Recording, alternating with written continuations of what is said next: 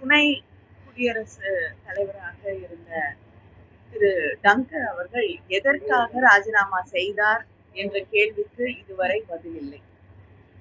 என்ன நடந்தது என்ற கேள்விக்கும் இதுவரை பதில் இல்லை. ஏன் இது மறுபடியும் ஒரு தேர்தல் நடைபெற்று கொண்டிருக்கிறது என்ற கேள்விக்கு பதில் இல்லை.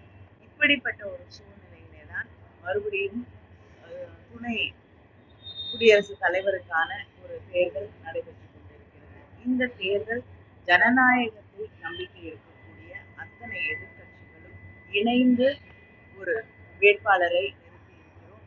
நிச்சயமாக இது ஒரு ஜனநாயகத்தை காப்பாற்ற வேண்டிய கட்டாயத்திலே இந்த நாடு தள்ளப்பட்டிருக்கிறது என்பதை அடிக்கோடிட்டு காட்டக்கூடிய ஒரு தேர்தலாக இந்த தேர்தல் அமைந்துள்ளது.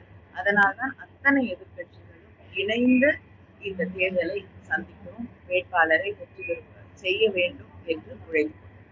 தமிழக முதல்வர் வருகிற 2026 தேர்தலில் 200 தொகுதி வெல்வோம் என்று சொல்லிட்டு வந்தாரு. அதே போல எடப்பாடி பழனிசாமி 210 தொகுதி நாங்கள் வெற்றி பெறுவோம் அப்படின்னு சொல்லியிருக்காரு. பரவாயில்ல, அவருடைய கனவுல கூட மற்றவங்களுக்கு சில தொகுதிகளை விட்டு கொடுத்திருக்கிறார். ஆனால் கனவுகள் எல்லாமே மெய்ப்படுவதில்லை. நிச்சயமாக இந்த கனவு பெருங்கனவாக